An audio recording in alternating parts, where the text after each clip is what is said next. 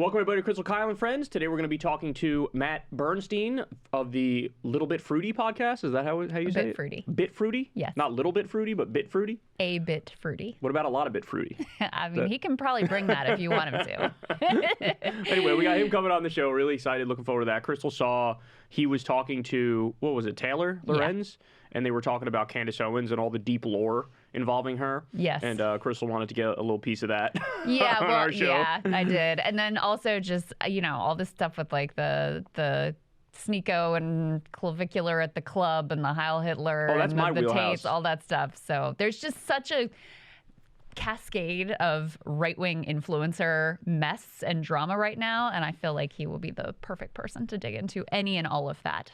Yeah. And I know a lot about the second. I mean, I guess I know a decent amount about Candace too. Yeah. But the all those real loser guys, I know a lot about every single one of them. Yeah. Because I've been mocking them for quite a while. So anyway, it should be a good conversation. Yeah, for sure. But before we get to that, we got some other stuff to talk about here. So, man, as of the recording of this, guys, this just came out not that long ago.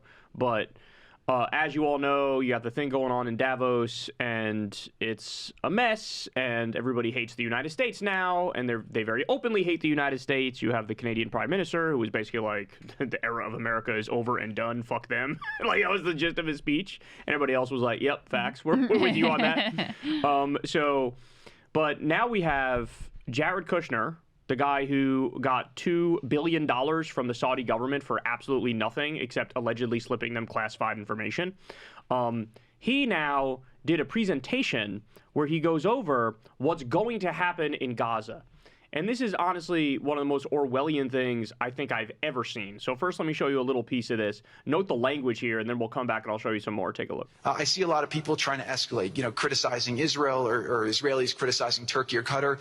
Just calm down for 30 days. I think that the war's over. Let's do our best to try working together. Our goal here is peace between Israel and the Palestinian people. Everyone wants to live peacefully. Everyone wants to live with dignity. Let's put our efforts towards promoting those who are doing the work to build this up, like Ali and his committee. Let's focus on the positive stories, and let's just calm down, turn a new chapter, and if we believe that peace is possible, then peace really can be possible. So we're going to continue to work every day. We need all of your help to do it.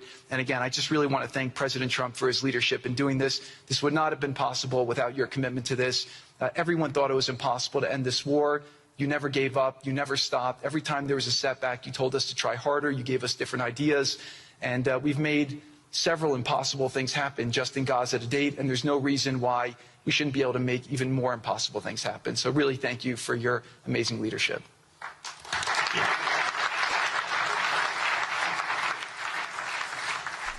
So that is so immensely Orwellian because as of right now, every day, Palestinians are still being killed, places are still being bulldozed, lives are being destroyed, people are in tent cities getting sick and dying. There was no ceasefire. It was all a scam. It was all a joke. It was all like a trick, basically, to get the world to look away while they continued to do the extermination campaign. And now you have, he's doing this presentation at the end of it. He's like, everybody calm down. Everybody stop. In other words, he's anticipating on social media, people being like, what the fuck are you talking about? So now let me show you guys some of the slides that he presented here, which was supposed to be like, look how nice Gaza is going to be. And so you have like these futuristic looking buildings. You have, infrastructure, transportation hub. You can see, they say 100,000 permanent housing units, 200 plus education centers, 180 plus cultural, religious, and vocational centers, 75 plus medical facilities. And they're trying to pitch this as if it's this like inspiring thing. 10 billion plus expected GDP in 10 years, 13K plus average annual household income in 10 years. So understand, guys, this is all completely and utterly made up, number one. Number two, they have openly said they're not going to allow Palestinians to live in this new Gaza. That they're creating this like futuristic tech AI billionaire haven type city in Gaza. So full ethnic cleansing, full genocide, steal all of the land, and then piss on you and tell you it's raining, tell you like we're the heroes and we're coming in to save the day. I'm not sure I've ever seen anything this Orwellian in my life where they're trying to put like a fresh coat of paint on a genocide and an ethnic cleansing that is still literally happening right in front of our eyes. And act like, oh, we're so benevolent and we're doing this out of the goodness of our hearts. And yeah, I mean, it's the next phase of disaster capitalism, right? Where you actually create the disaster that then, you know, levels this entire piece of land. Trump and Kushner have long talked about, oh my God, this beachfront property. This would be so valuable, so incredible. They've always seen it through like a real estate developer's worldview. And so now they're just gonna take it and do with it what they want. And of course, the one group of people that aren't at the table and aren't involved are the Palestinian people, for whom this is their home. It's been completely and utterly destroyed, reduced to rubble at the hands of us and our Israeli allies. So it's deeply dystopian. And Kushner talks there about how, you know, the Board of Peace is meant to be this like, oh, this model of how we're going to do peace around the world. And so there is a broader plan here, not just in terms of Gaza and us taking Gaza and exploiting it and, you know, giving the Trump's oligarch cronies opportunities to do their disaster capitalism there. But he also wants to use this Board of Peace, of which Trump is the chairman, who has a total and complete veto over any of the other countries that decide to join. And like in Venezuela, how he outruns that country. Yeah, exactly. But he wants to use this to effectively supplant the UN with a world institution, a fake world institution that he alone has control over. So Gaza is but step one in that broader plan with regard to the, again, completely Orwellian named Board of Peace. And let me tell you, because as you were talking there, I remembered the people who are involved in this thing right now, it's comical. So Trump's Board of Peace includes Belarus, Morocco, Vietnam, Kazakhstan, Hungary, Armenia, Egypt, Kosovo, Pakistan, Paraguay, Albania, Uzbekistan, Bahrain, Qatar, Indonesia. And somebody pointed out on Twitter, this is what's left of America's global standing after 1 year of Trump. In other words, all of our allies, whoever you want to say, Australia, New Zealand, the UK, Canada, they took one look at what was going on here and they went, we're going to have nothing to do with this because we see what this is. We see you're doing a genocide and an ethnic cleansing and pretending like I'm being so magnanimous and helping the people of Gaza, even though I'm literally murdering them right this second. So again, I've never seen anything this extreme or this Orwellian in my life. People tend to not view things in a historical sense. Like, hey, what are we witnessing in the grand scheme of things here? But I keep telling people you're living through history in the worst possible way. Like, this is honestly no different than living through the peak of Nazi Germany, in my opinion. We are looking at the creation of effectively this Fourth Reich that Trump is creating. And I don't think people really get it. People in the U.S. at least have the sense, according to the polls, they're like, I don't really like this guy. Fuck this guy. He's not really delivering for me. But I don't think they really get it. That this is like historical evil. That this is like Trump is an amalgamation of every negative quality you've ever heard of in your life. Yeah. And, you know, it's... I mean, he's got to go. That's all you can say in this scenario is he's got to go. Whether it's the 25th Amendment, whether it's impeachment, he's got to go. We can't continue like this. I mean, this is insane. Every day that he's still in power is another day that this country is cooked beyond imagination, and we will be isolated in a way that nobody has ever imagined before, where the dollar is no longer the world reserve currency. Nobody wants to trade with us. Everybody views us as a pariah. Because even if you get a good left-wing Democratic president, the world's going to go, okay, but what happens in 4 years when you get another person like Trump who's imitating Trump? Yeah. I mean, the two things that I keep putting together are the fact that he wants a $1.5 trillion defense budget, and he has made ICE the best-funded law enforcement agency in history, and it is larger than the military budget of all but, I think it's like 13 countries. Massive. I mean, more money than you could have. So what does that tell you? He's going to use military might, both at home and abroad, and that is the major tool that he has in his arsenal. Now, he also likes to use the tariffs and wage economic war, and use, you know, those sorts of tactics here at home as well. But the place where he is putting his dollars in terms of his budget tells you that he doesn't think, like, he's not in it for people to love him anymore. It's just what he can extract at the barrel of a gun. That goes for overseas, and it goes here at home. That's what we're seeing in Minneapolis. Now they're moving into Maine as well. That's what we're seeing here, and that's what we're seeing abroad. That's the way he's operating. And I think you also have to tie it together with, these AI tech oligarchs who are in his circle, who are pushing forward AI development and think that they're going to be able to supplant all of human labor and completely upend the social contract. They are not so stupid as to think that that isn't going to have any sort of blowback, which is why they're working so hard to build out all of that muscular military and police state architecture, both in terms of the surveillance and also in terms of the, militarized police force on the ground to make sure you're stamping out the opposition. Now, I don't think that you can rule indefinitely just at the, at the end of a barrel of a gun. There is a reason why, it has been in the best interest of America to have these allies in relation, not be at war with the entire world. But that is the way that he ultimately thinks about these things. And those are the only tools that he knows how to use. I keep thinking about the Daily Beast reporter on this the other day.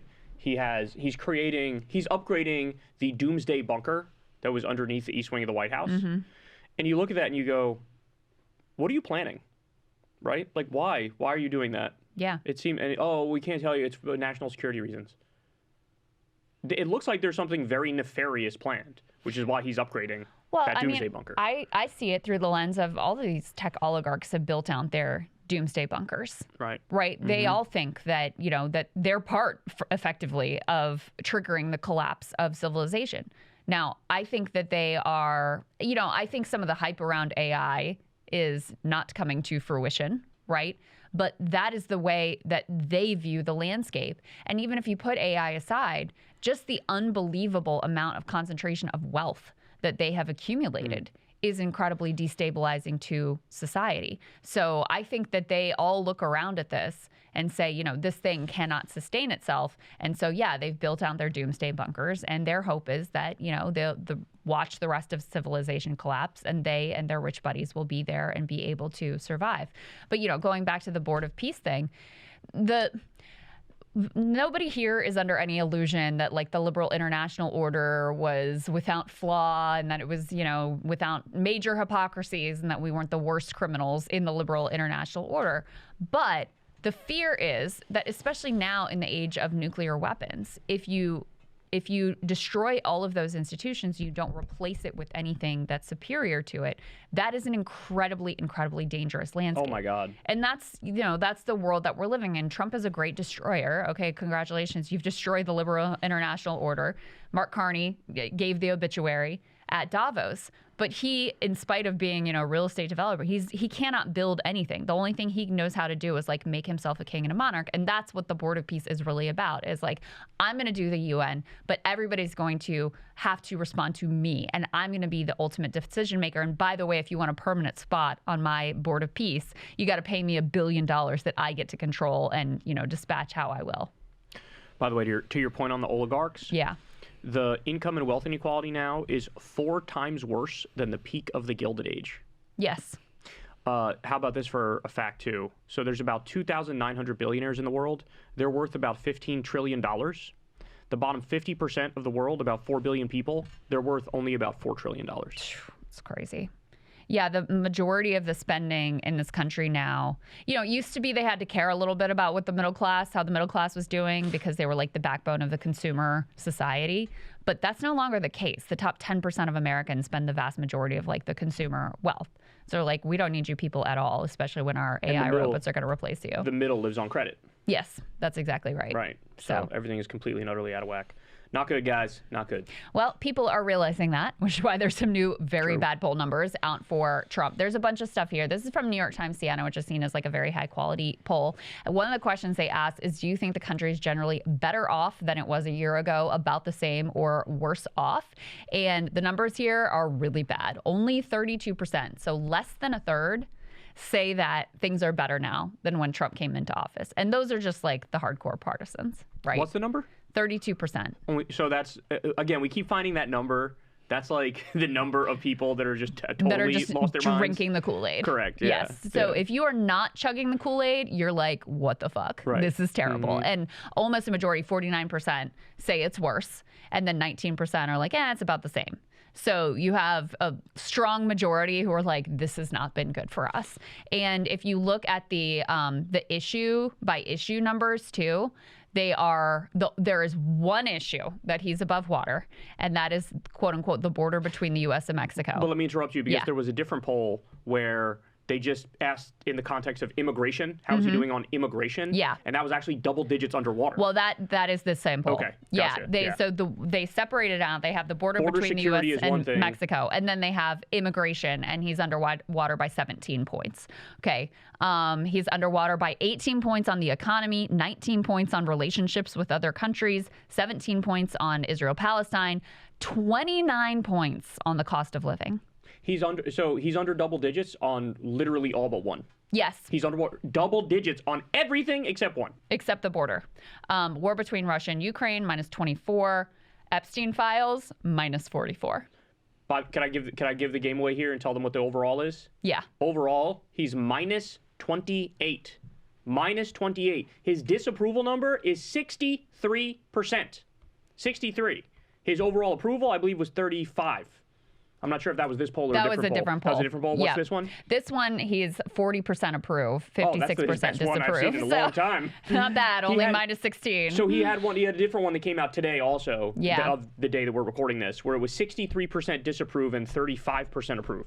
The other thing here is, there was so much made of like the vibe shift and all these demographic groups that were moving into Trump's camp and voted for him, et cetera. And so they dug into that and showed like, non-white voters, he's lost all of that support that he gained in 24 and more.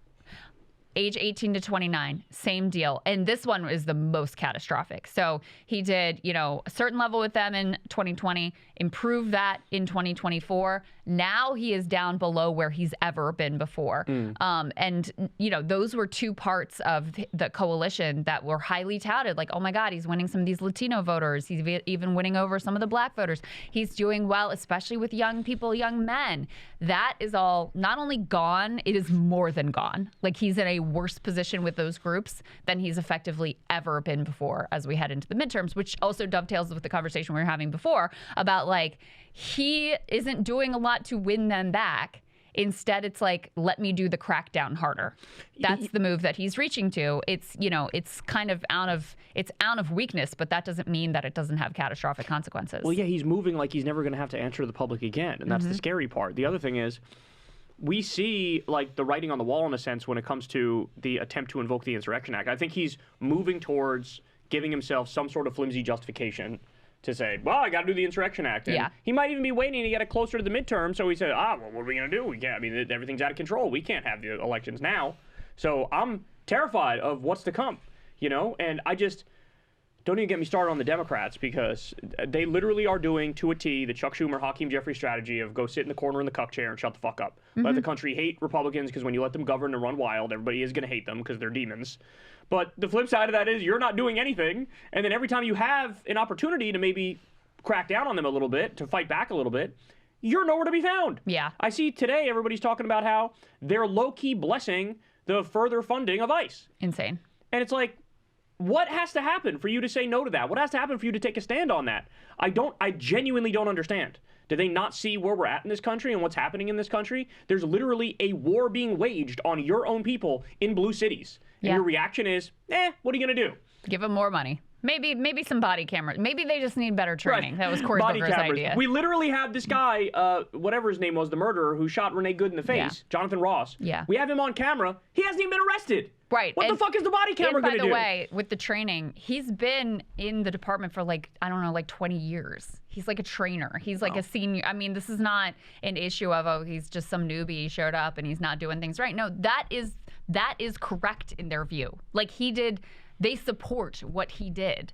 The whole approach to their insane interactions, assaulting people and raiding their homes. Now they say they don't have to have a judicial warrant to raid people's homes. War on the Constitution, the Magna Carta, everything that's good about this country. That's what that is. And that there's no limiting principle to that. There's nothing in that legal rationale that says that, that only applies to immigrants. No, that means they believe that they can use force to storm into your house effectively whenever they want. Whenever they want. And they say, oh, we have an administrative warrant, which is effectively just like someone in ICE can fill something out. Yeah. That's all that is. It means you don't have to go to a judge. You don't have to present evidence. You don't have to get any sort of sign-off. There is no check. And so in any case, training is not going to solve that. No, you got to abolish these motherfuckers. We need a better trained Gestapo. No. And think of how much it undercuts your credibility, too, when you're out there using that hot and correct rhetoric.